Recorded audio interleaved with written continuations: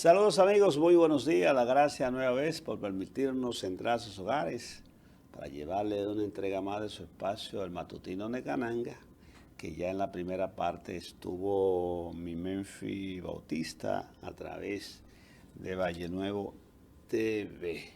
Esta parte nos corresponde a nosotros.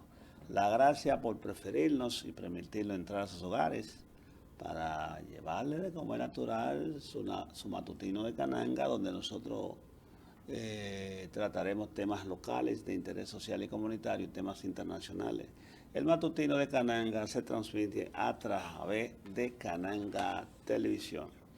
Los temas sobre el tapete, la sentencia que dictó el primer juzgado de la instrucción del Distrito Nacional en la persona del juez Raimundo Mejía, ayer tarde, quien mandó a juicio de fondo a los hermanos Maribel y Antonio Espaillá por el derrumbe de la discoteca YC, hecho fatídico que aconteció el 8 de abril del año pasado. Ya se cumplen un año y 2 meses y los días que van corriendo del 8 de este mes de junio, donde 236 personas perdieron la vida, gente valiosa, gente joven, y unos 180 heridos y cantidad inconmensurable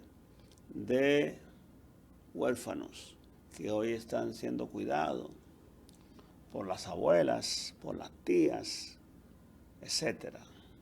Una situación que nadie quiere ponerse en el lugar de la víctima.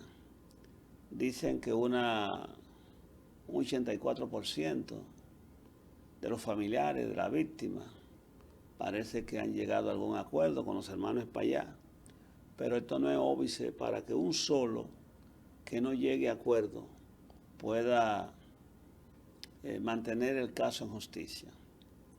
El juez Raimundo Mejía acogió íntegramente la acusación del Ministerio Público, incluyendo el peritaje que se hizo.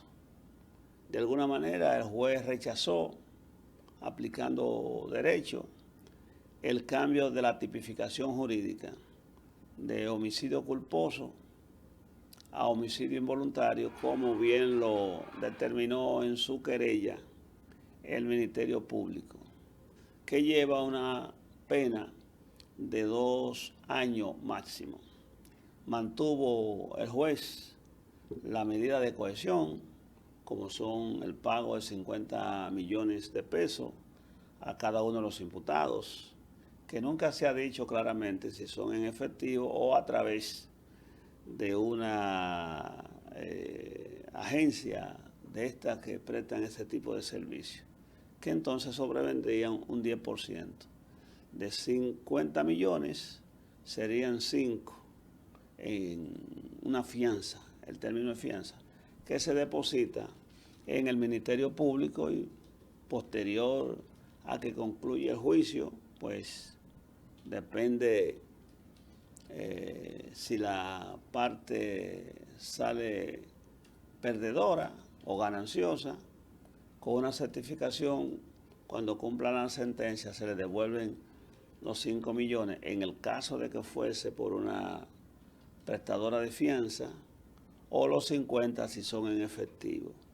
Eso se hace con el propósito de sujetar al proceso a los imputados, que hay que decir que han asistido a todas y cada una de la audiencia. También se mantuvo el impedimento de salida como medida de cohesión. Los espallanos no pueden salir porque tienen un impedimento de salida, una alerta en migración. Ellos podrán presentarse a cualquier puerto del país y no podrán salir.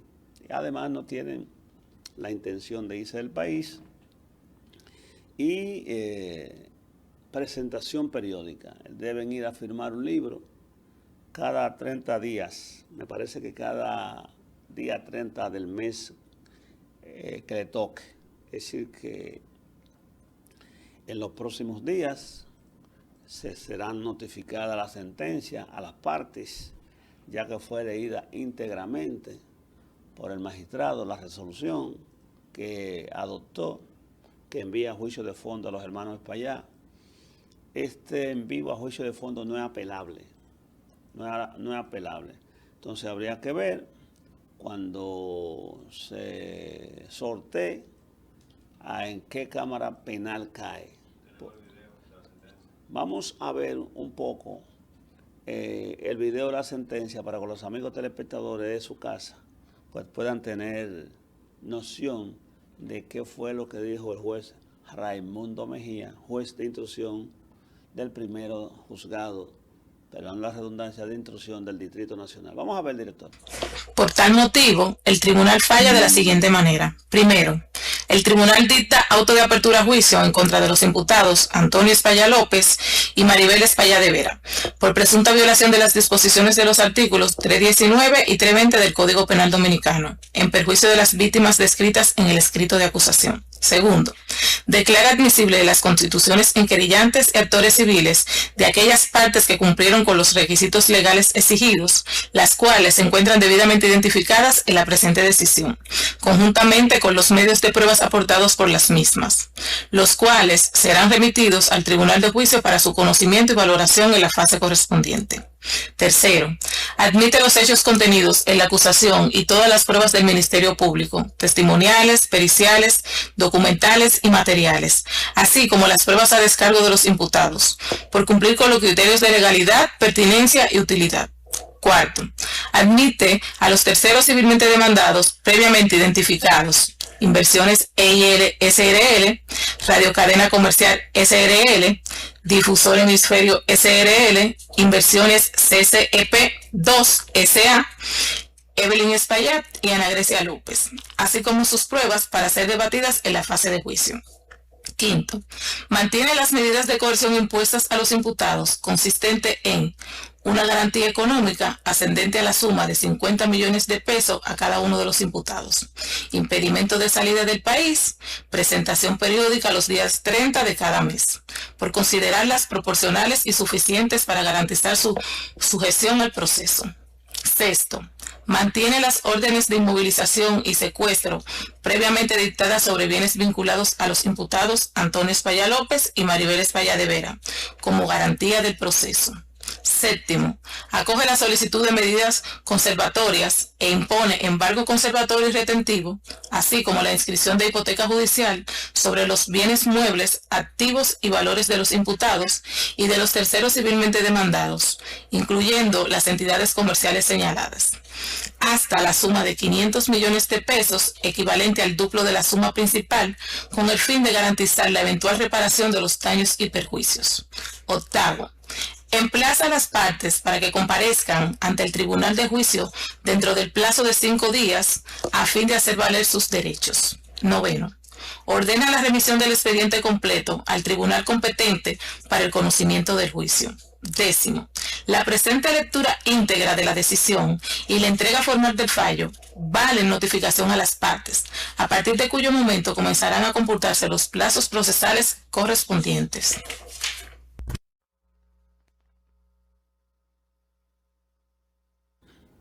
Esa es la parte nodal de la decisión del juez. Una cosa interesante que el juez tomó en cuenta en su sentencia es dejar fuera de la acusación tanto a la alcaldía del Distrito Nacional como al Ministerio de Obras Públicas o cualquier otra entidad del Estado que haya sido involucrada, bajo el hecho de que la ley 107-13 establece taxativamente que esa jurisdicción del juzgado de instrucción de primera instancia, del juzgado de instrucción del Distrito Nacional, no es competente para conocer de cualquier tipo de demanda civil en contra de esas entidades del Estado, porque le corresponde este escenario al Tribunal Superior Administrativo. Y es cierto lo que dice el juez. Por vía de consecuencia, dejó sin efecto la acusación en torno al Ministerio de Obras Públicas, al Distrito Nacional, si la parte quieren perseguirlo, ya en este caso, de manera que sean resarcidos, simplemente deben hacerlo a través de esa jurisdicción ya antes mencionada. Mucha gente pensó que el juez iba a cambiar la calificación en función de homicidio voluntario o homicidio culposo. La cuestión es que él lo dice claramente en su sentencia.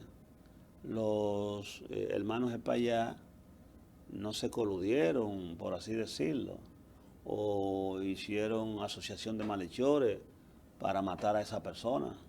Fue un hecho eventual.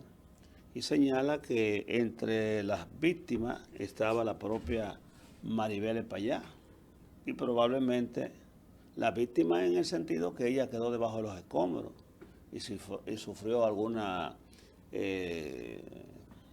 daño por parte del techo que le cayó encima. Y quizá hubiese perdido la vida en el hecho de que se tuviese presente en el país Antonio Espaillá, porque era recurrente su visita todos los lunes al YC. La cuestión es esta, hay muchas opiniones, porque eventualmente el dolor y la pérdida de un hermano, de una madre, de una amiga, de una prima, de una hija, de un hijo, no se resarce con ninguna cantidad de dinero. Hay que decir que también el juez mantuvo una medida cautelar en cuanto, si se quiere, al secuestro de los bienes de los hermanos Espaillá por la cantidad de 500 millones de pesos. Esto significa dinero no será suficiente, pero para resarcir a las víctimas que quedan, porque hay una serie de víctimas cuyos familiares, si de 136 el 84% ha llegado a un acuerdo con los hermanos Espaillá, es decir que llega a unos 190, no mucho, como 180 personas que han llegado a acuerdo con los hermanos Espaillá. Hay unos 56 que fueron con su caso directo al juicio de preliminar y unos 40 y tantos se adhirieron al Ministerio Público. Es decir que vamos a ver cómo se desarrolla esta situación a los fines de que puedan ser resarcidos los familiares y la sociedad. Yo creo que hubo una buena ponderación del juez en derecho, no se dejó llevar por la bulla mediática de algunos sectores que quieren que a Antonio Espaillá y a la hermana lo lleven a la guillotina, como llevaron a Luis XVI y a María Antonieta. El juez no se dejó llevar de la bullanguería, sino que falló en derecho. Y creo que está bien ponderada la sentencia, puesto de que no se tralimitó a favor de ninguna de las partes. Vamos a ver ahora, en juicio de fondo, que sí ya ahí se van a escrutar las pruebas. El juez rechazó, como es natural, el expertise privado que hizo, porque no está en la sentencia, pero sí aceptó el expertise público que se hicieron sobre el derrumbe del techo del YC, que deja entrever las causas. Yo, abuelo de pájaro, puedo decir, en función de lo que uno ha vivido, que el YC se derrumbó, como establece el juez, por negligencia. ¿Por qué por negligencia? Porque aunque el expertise de la parte privada de Antonio Espaillá dice que los aire acondicionados, los tinacos y otros elementos que había encima del techo no fueron la causa, sino que el hecho se debió a agrietamiento interno de la columna.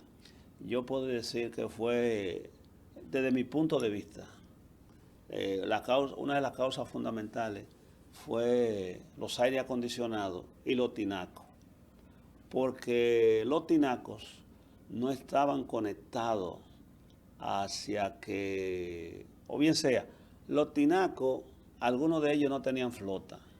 Y cuando venía el agua sobre el techo, se vertía cualquier cantidad de agua. Usted sabe que el agua, pues, penetra cualquier cuerpo. Y junto con los tinacos estaban los aire acondicionados. Los aire acondicionados no tenían un lugar donde descargar el agua que no fuese fuera del techo.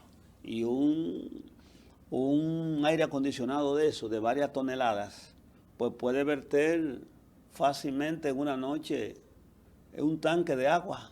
Y eran 5 o 6 aire acondicionados, pues cada vez que había una fiesta, sobre ese techo se vertían cientos de galones de agua provenientes de los aire acondicionados y provenientes de los tinacos que no tenían algunos de ellos flota. O a eso usted le suma el hecho de que el YC está frente al mar prácticamente. Está frente al mar y el salitre, todos sabemos que penetra los cuerpos y va, los cuerpos de concreto, y va de alguna manera corroyendo el acero, dígase la varilla. Entonces, la combinación salitre, tiempo, más agua, dio como resultado que el techo se debilitara, porque hay una caída, por así decirlo, la gravedad aló el techo hacia abajo y eran visibles los gotereos, la filtración de agua constante que vivía dañando los plafones. Caían pedazos de plafones. ¿Por qué? Porque ese es un plafón que en ocasiones tiene fibra de vidrio y va acumulando el agua, pero llega un momento en que tanta el agua que debilita al plafón y el plafón cae. Fíjese que le ponían lonas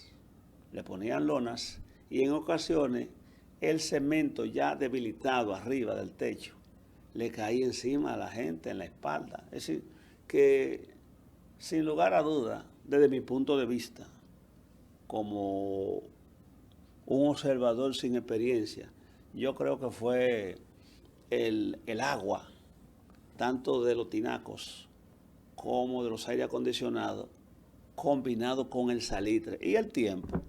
Un edificio que tenía una cantidad de años, que no era supervisado por las entidades públicas, y la parte privada, los arreglos que hacía eran pequeños parches. Es decir, nunca hubo una intervención integral del techo del YC por parte de profesionales que se dedicaran a corregir filtraciones. Porque no aparece.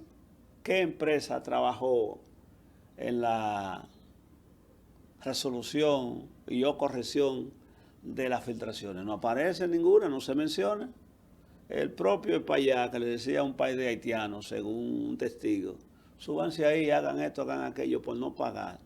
Pero si ese techo hubiese sido sometido a la intervención de empresas nacionales, que hay muy buenas, que tienen que ver con la curación y o impedimento de filtraciones en los techos, naturalmente que ese techo cada 5 o 10 años tenía que ser sometido a evaluación y se desmontaban esos aire acondicionados que bien pudiese funcionar colocado en plataforma en el área adyacente a la discoteca, que no tuviesen en el techo los propios tinacos. Pero ya todo es teoría, ya pasó el hecho.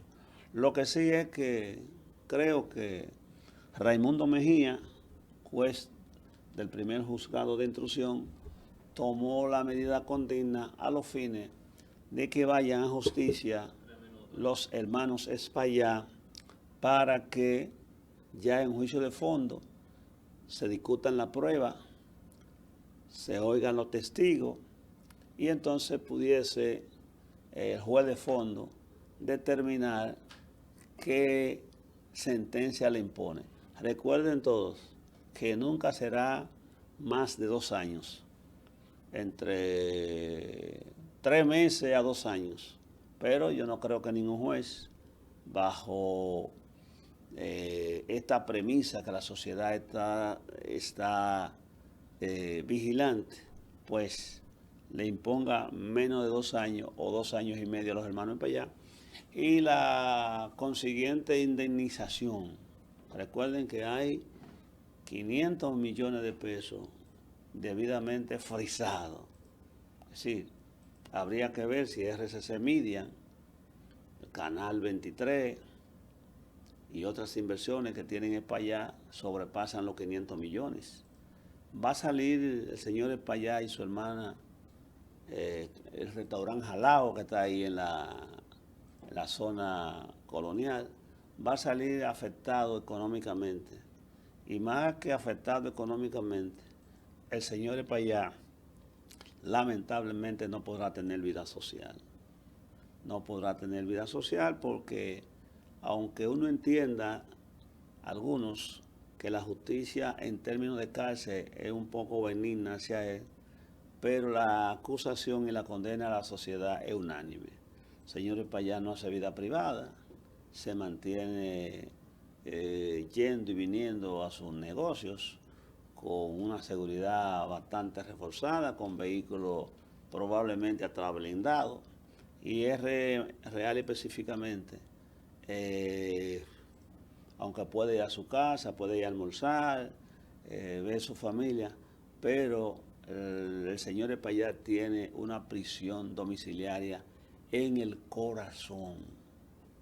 Fíjese que el señor Espaillá se ve un poco como fuera a veces, la mirada perdida, y es que a cualquiera le afecta esta situación. ¿Quería él que eso pasara? No, pero probablemente la tacañería, por no invertir lo suficiente, lo llevó a esta situación tan lamentable que uno no quisiera que ningún amigo relacionado pues le pase esta situación. ¿Lo absolverá la sociedad en algún momento Antonio Espaillá y le devolverá ese título que tenía de empresario pujante, progresista? Eso está por verse, porque quedan muchas voces y muchos dedos acusadores de los familiares, que algunos de ellos, de los familiares de las personas que murieron, que algunos de ellos tienen poder y mantendrán vivo el recuerdo y el legado de sus familiares fallecidos. Nosotros nos vamos a una pausa, ahora vamos a ver la parte de meteorología y regresamos en breve.